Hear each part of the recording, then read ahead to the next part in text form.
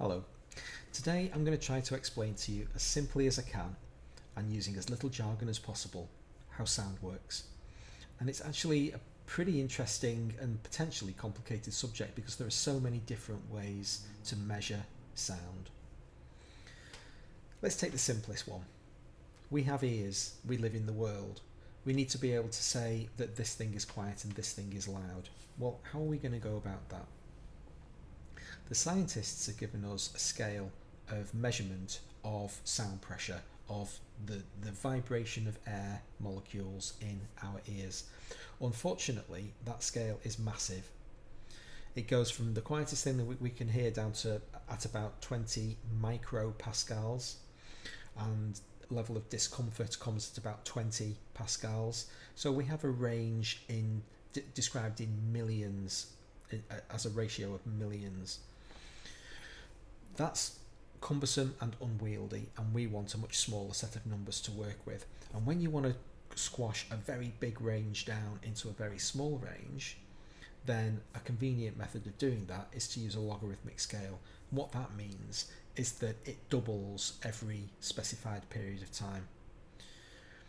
The decibel scale doubles every 6 decibels. And 0, which is the base point at which we start, is the quietest thing a human being can hear. That's the reference point for 0 decibels in nature. So from that point onwards, every 6 decibels that we increase in amplitude, which is slightly different from loudness, but let's not worry too much about it. Amplitude is the scientific term. Loudness is the perception of amplitude at our ears. For every 6 decibels we go up, the amplitude doubles. And so as we go from 100 decibels to 106 decibels, that's a big deal. From 106 to 112 is an even bigger deal, and the increases get bigger and bigger and bigger until we actually get to the point at 196 decibels where the air is being vibrated so much, the pressure variance is so much, it can't get any bigger. 196 is actually the most that sound, that the air can be compressed. It's the highest rating, it's the biggest sound that there can be. So that's our range. 0, the quietest thing possible. 196, like body ruiningly loud. That is not a fun place to be. And now we've got a usable scale. So as you can see, 60 decibels is about the amount of volume that I'm generating at the moment, the amount of loudness that I'm generating at the moment.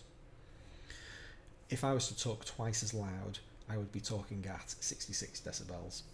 There's a little bit of the muddying of water. When we talk about the doubling of volume, as far as sound is concerned, don't get too hung up on it, because the doubling of amplitude, which is the scientific definition, and it is 6 decibels, it doesn't quite map to the way the human ears work. We generally perceive a doubling of loudness at every 10 decibels increase on the scale, but it's a murky territory. We don't need to go there. It doesn't actually have much purpose or value from the perspective of us trying to write music. So let's jump forwards now into recording music, and first we need to go through the analog world.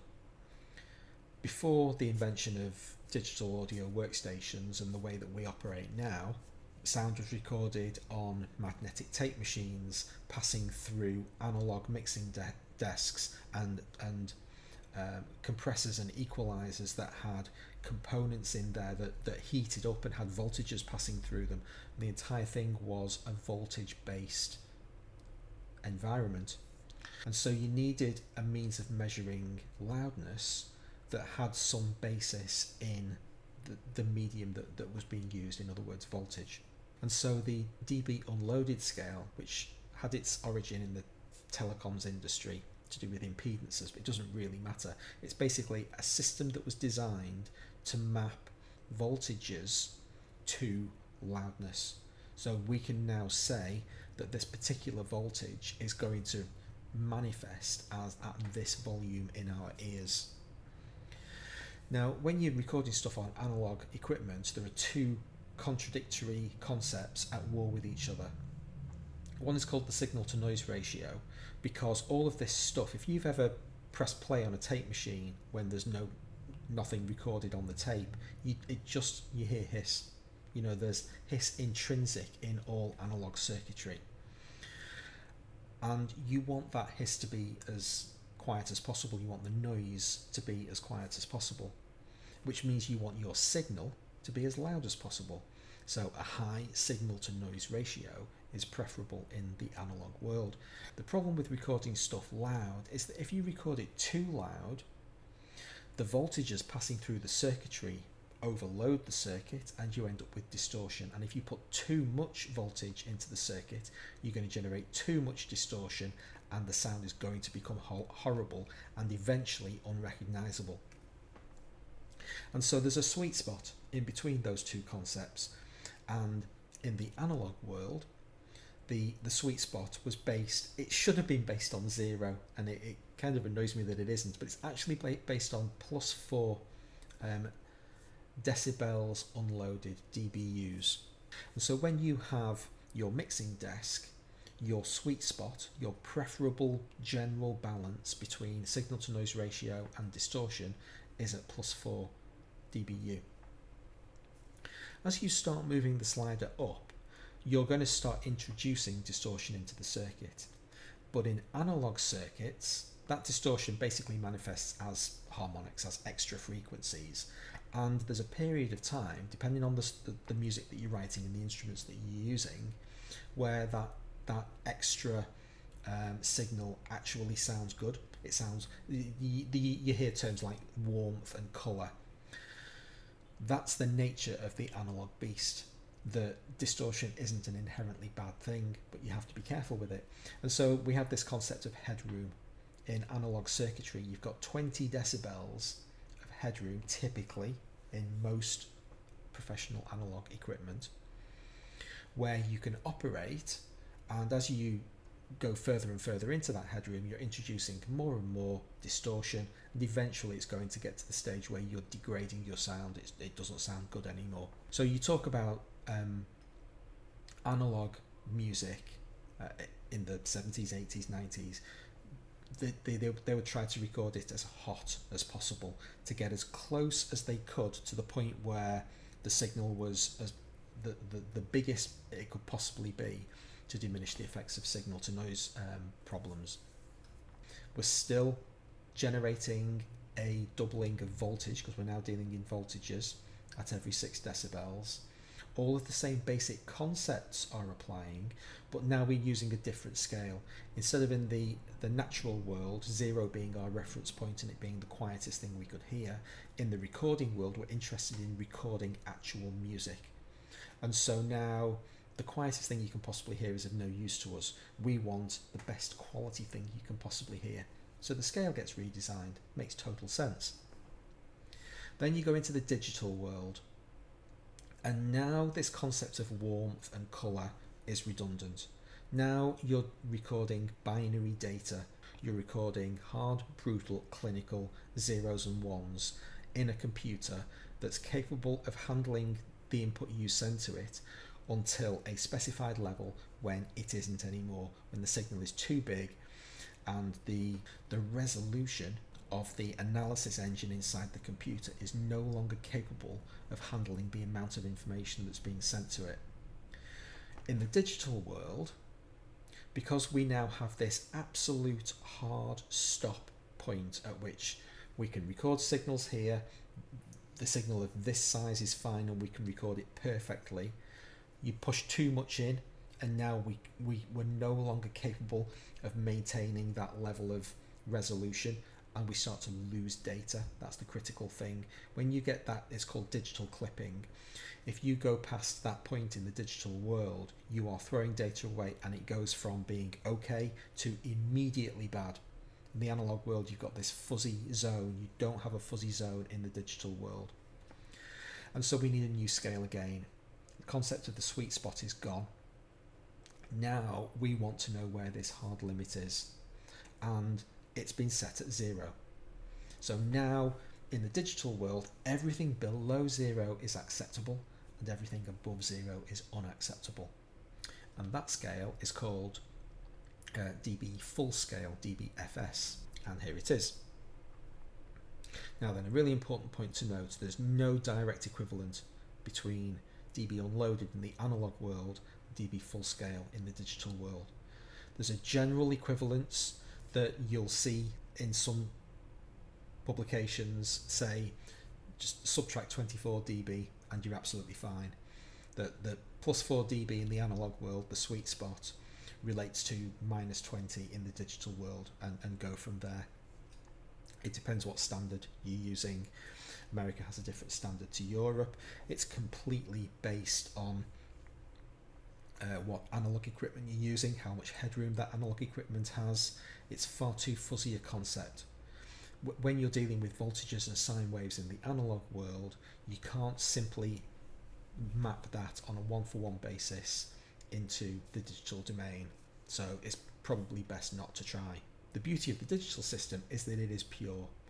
Every signal below 0 is absolutely fine, and every signal above 0 is unacceptable. And if you're sampling at a high enough bit rate, typically these days the most common bit rate at which to record your data is 24-bit. That's a massive number. 24 bits enables you to take a hell of a lot of different slices of amplitude, and so you don't really have to worry about getting close to 0. In the old 16-bit world, you wanted to record as close to 0 dBFS as you could, and that's just simply not the case anymore. You're absolutely fine if you want to record at -6, -10, knock yourself out. It's really not going to have very much effect on the overall signal, because you're going to have so much resolution left with what you've got that you can play to your heart's content, and you're not significantly increasing the amount of noise that you're introducing into the signal by doing so. Now, having said there's no direct equivalence between the analog and digital worlds, they do still follow the same basic rules. 6 decibels does still translate into a doubling of amplitude. All of the same fundamental rules apply to all of these scales. They just have different reference points. The one final scale that I want to talk about is dBVU, which is another analog measurement system, and this actually does directly map to dBU. Remember that +4 that I said was kind of annoying? The sweet spot in the analog world is classed as +4 dBU. When you come to look at an analog signal in a meter, meters are centered on 0, and so you can subtract 4 from your dB unloaded value and get a dB volume unit reading. They do map directly, and they're both measured in volts as well, so they're very closely equivalent.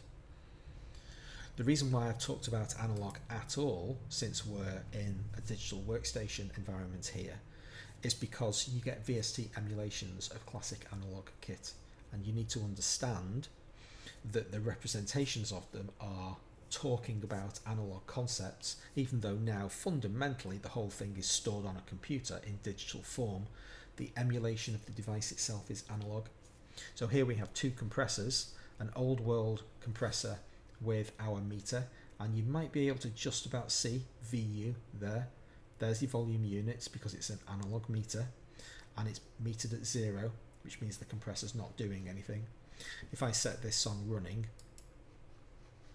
I've got the volume, got the output volume turned down, but it's internally playing itself, and you can see that when the compressor activates, when it finally gets around to some more vocals again, it's compressing about 3 decibels of signal.